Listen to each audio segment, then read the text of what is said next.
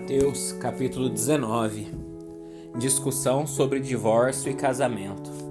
Quando Jesus terminou de dizer essas coisas, deixou a Galiléia e foi para a região da Judéia, a leste do Rio Jordão. Grandes multidões o seguiram, e ele curou os enfermos. Alguns fariseus apareceram e tentaram apanhar Jesus numa armadilha. Perguntaram: deve-se permitir que um homem se divorcie de sua mulher por qualquer motivo? Vocês não leram as Escrituras? Respondeu Jesus. Elas registram que desde o princípio o Criador os fez homem e mulher.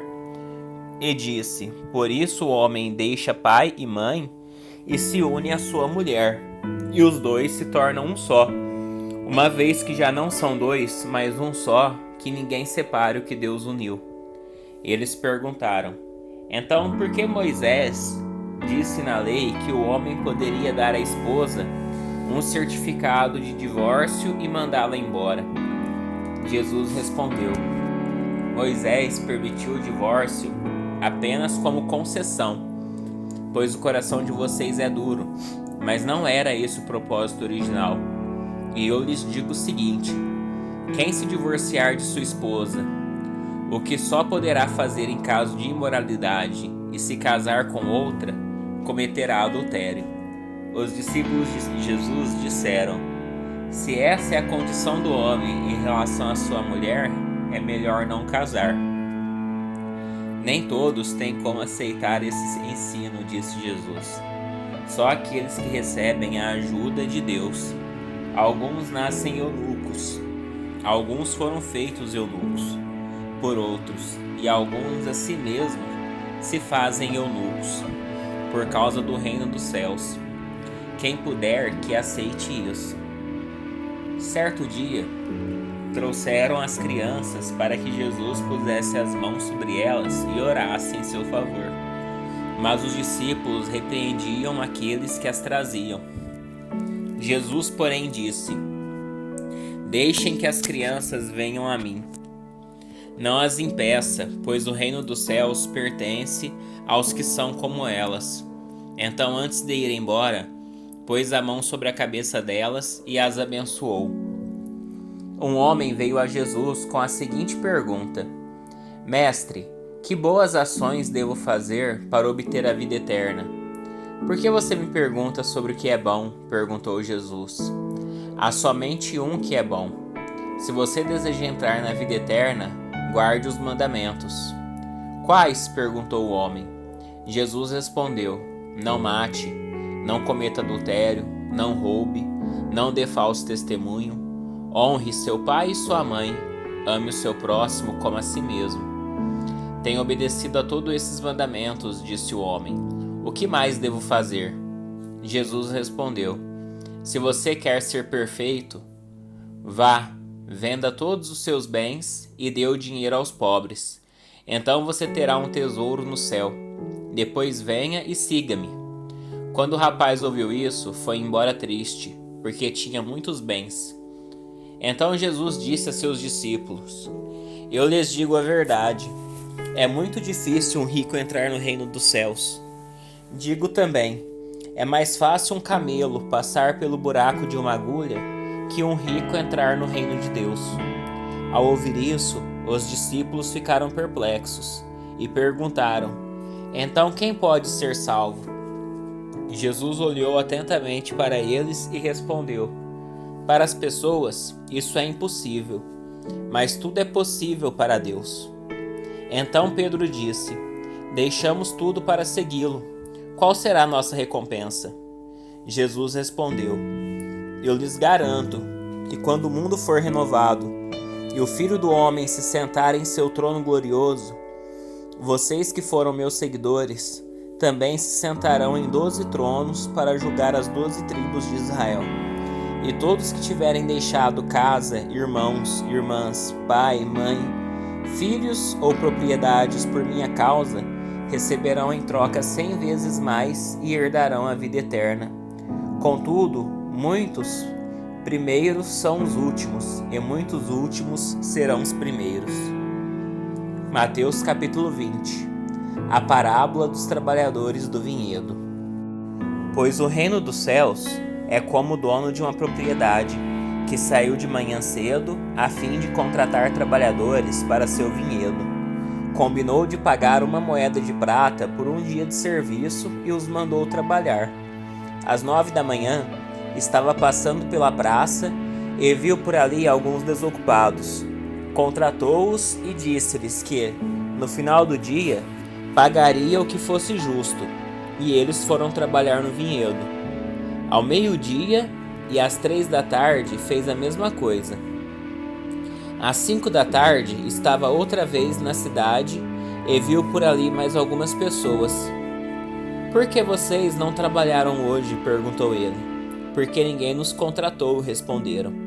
Então o proprietário disse: "Vão e trabalhem com os outros no meu vinhedo."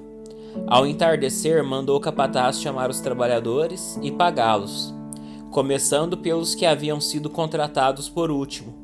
Os que foram contratados às 5 da tarde vieram e receberam uma moeda de prata. Quando chegaram os que foram contratados primeiro, imaginaram que receberiam mais. Contudo, também receberam uma moeda de prata. Ao receber o pagamento, queixaram-se ao proprietário. Aqueles trabalharam apenas 1 hora, e no entanto o Senhor lhes pagou a mesma quantia que a nós, que trabalhamos o dia todo no calor intenso. O proprietário respondeu a um deles: "Amigo, não fui injusto. Você não concordou em trabalhar o dia inteiro por uma moeda de prata? Pegue seu dinheiro e vá. Eu quis pagar ao último trabalhador o mesmo que paguei a você. É contra a lei eu fazer o que eu quero com o meu dinheiro? Ou você está com inveja porque fui bondoso com os outros? Assim os últimos serão os primeiros, e os primeiros serão os últimos." Enquanto subia para Jerusalém, Jesus chamou os 12 discípulos e lhes disse, em particular, o que aconteceria com ele. "Ouçam, estamos subindo para Jerusalém, onde o Filho do Homem será traído e entregue aos principais sacerdotes e aos mestres da lei. Eles o condenarão à morte e o entregarão aos gentios, para que zombem dele, e o açoitem e o crucifiquem. No terceiro dia, porém, ele ressuscitará." Então a mãe dos filhos de Zebedeu veio a Jesus com seus filhos. Ela se ajoelhou diante dele, a fim de lhe pedir um favor. "O que você quer?" perguntou ele. Ela respondeu: "Por favor, permita que no seu reino meus 2 filhos se sentem em lugares de honra ao seu lado, um à sua direita e outro à sua esquerda." Jesus respondeu: "Vocês não sabem o que estão pedindo. São capazes de beber do cálice que estou prestes a beber?" "Somos", disseram eles. Então Jesus disse: "De fato, vocês beberão do meu cálice. Não cabe a mim, no entanto, dizer quem se sentará à minha direita ou à minha esquerda. Meu Pai preparou esses lugares para aqueles que ele escolheu." Quando os outros 10 discípulos souberam que os 2 haviam pedido, ficaram indignados. Então Jesus os reuniu e disse: "Vocês sabem que os governantes deste mundo têm poder sobre o povo, e que os oficiais exercem sua autoridade sobre os súditos. Entre vocês, porém, será diferente. Quem quiser ser o líder entre vocês, que seja servo. E quem quiser ser o primeiro entre vocês, que se torne escravo. Pois nem mesmo o Filho do Homem veio para ser servido, mas para servir e dar sua vida em resgate por muitos." Quando Jesus e seus discípulos saíam de Jericó, uma grande multidão os seguiu. 2 cegos estavam sentados à beira do caminho, e quando souberam que Jesus vinha naquela direção, começaram a gritar: "Senhor, filho de Davi, tenha misericórdia de nós." "Calem-se", diziam aos brados os que estavam na multidão. Eles, porém, gritavam ainda mais alto: "Senhor, filho de Davi, tenha misericórdia de nós." Ao ouvi-los, Jesus parou e perguntou: "O que vocês querem que eu lhes faça?" E eles responderam: "Senhor, nós queremos enxergar." Jesus teve compaixão deles, e tocou-lhes nos olhos. No mesmo instante, passaram a enxergar e o seguiram. Mateus capítulo 21. A entrada de Jesus em Jerusalém. Quando já se aproximavam de Jerusalém, Jesus e seus discípulos chegaram a Betfagé, no Monte das Oliveiras. Jesus enviou na frente 2 discípulos. Vão àquele povoado adiante, disse ele. Assim que entrarem, verão uma jumenta amarrada com seu jumentinho ao lado. Desamarrem os animais e tragam-nos para mim. Se alguém lhes perguntar o que estão fazendo, digam apenas: o Senhor precisa deles, e de imediato a pessoa deixará que vocês os levem. Isso aconteceu para cumprir o que foi dito por meio do profeta. Digam ao povo de Sião: vejam, seu rei se aproxima. Ele é humilde e vem montado num jumento, num jumentinho, cria de jumenta. Os 2 discípulos fizeram como Jesus havia ordenado. Trouxeram a jumenta e o jumentinho, e puseram seus mantos sobre o jumentinho, e Jesus montou nele. Grande parte da multidão estendeu seus mantos ao longo do caminho diante de Jesus, e outros cortaram ramos das árvores e os espalharam pelo chão. E as pessoas, tanto as que iam à frente como as que o seguiam, gritavam: Hosana, filho de Davi! Bendito é o que vem em nome do Senhor! Hosana no mais alto céu! Quando Jesus entrou em Jerusalém, toda a cidade estava em grande alvoroço. Quem é este? Perguntavam. A multidão respondia: é Jesus, o profeta de Nazaré, da Galileia. Então Jesus entrou no templo e começou a expulsar todos que ali estavam comprando e vendendo animais para o sacrifício. Derrubou as mesas dos cambistas e as cadeiras dos que vendiam pombas, dizendo: as Escrituras declaram: meu templo será chamado casa de oração, mas vocês o transformaram no esconderijo de ladrões. Os cegos e os coxos vieram a Jesus no templo e ele os curou. Quando os principais sacerdotes e mestres da lei viram esses milagres maravilhosos e ouviram até as crianças no templo gritar: Hosana, filho de Davi, ficaram indignados. Está ouvindo o que as crianças estão dizendo? Perguntaram a Jesus. Sim, respondeu ele. Vocês nunca leram as Escrituras? Elas dizem: ensinaste crianças e bebês a te dar louvor. Então ele voltou a Betânia, onde passou a noite. De manhã, enquanto voltava para Jerusalém, Jesus teve fome.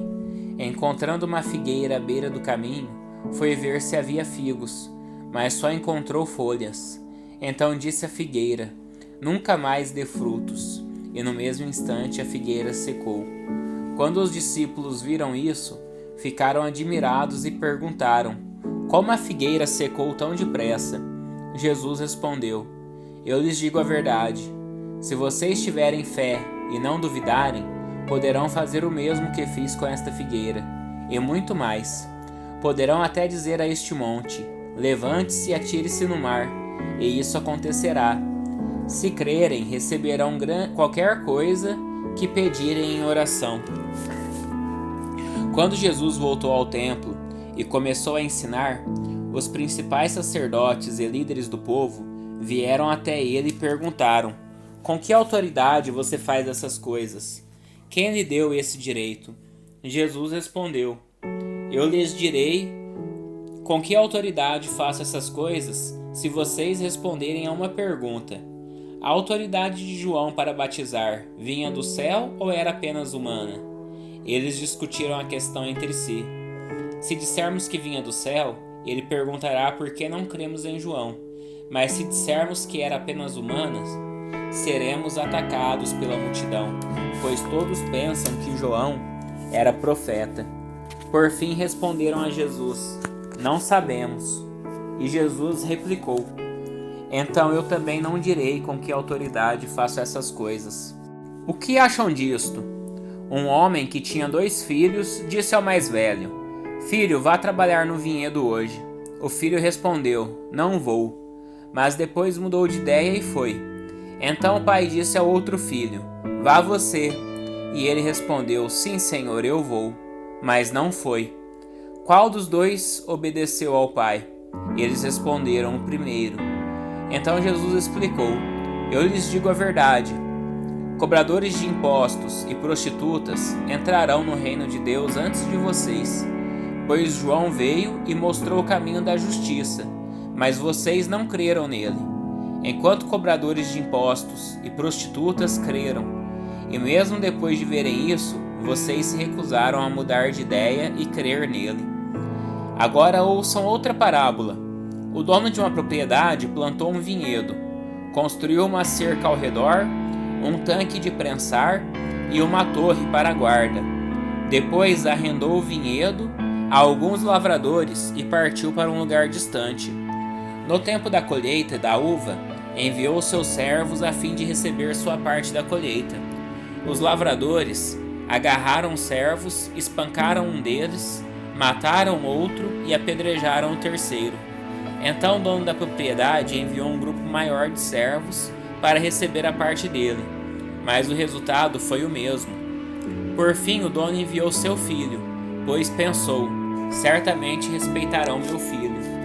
No entanto, quando os lavradores viram o filho, disseram uns aos outros: Aí vem o herdeiro da propriedade. Vamos matá-lo e tomar posse desta terra. Então o agarraram, o arrastaram para fora do vinhedo e o mataram. Quando o dono da terra voltar, o que vocês acham que ele fará com aqueles lavradores? Perguntou Jesus. Os líderes religiosos responderam: Ele os matará cruelmente e arrendará o vinhedo para outros, que lhe darão sua parte depois de cada colheita. Então Jesus disse: Vocês nunca leram nas Escrituras? A pedra que os construtores rejeitaram se tornou a pedra angular. Isso é obra do Senhor e é maravilhosa de ver. Eu lhes digo que o reino de Deus lhes será tirado e entregue a um povo que produzirá os devidos frutos.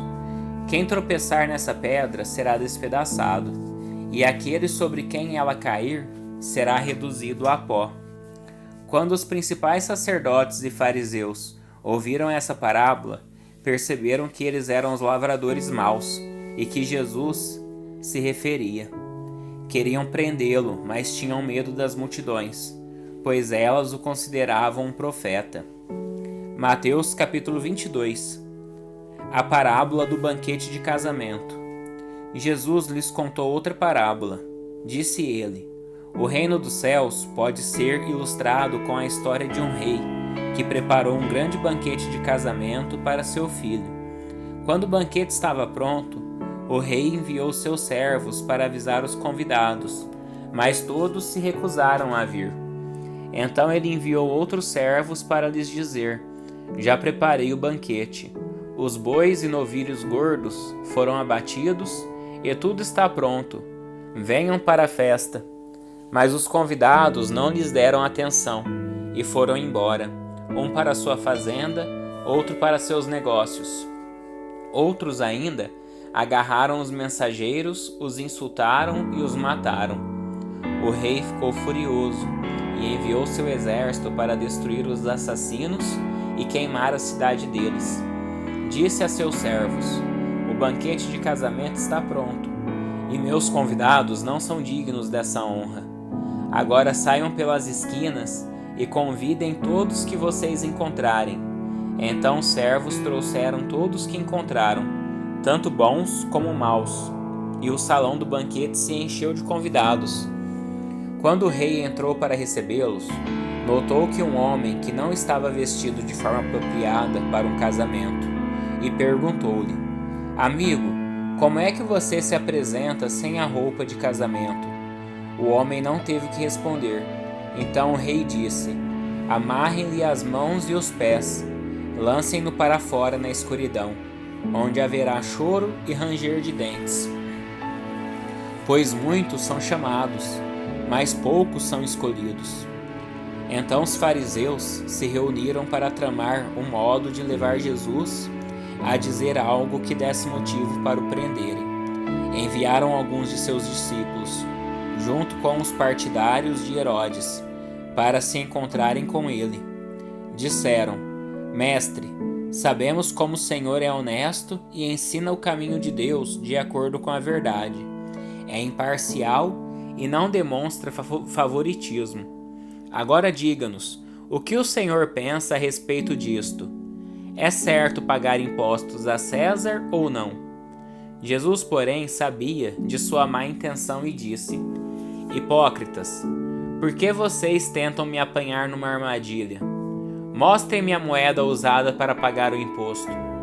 Quando lhe deram uma moeda de prata, ele disse: De quem são a imagem e o título nela gravados?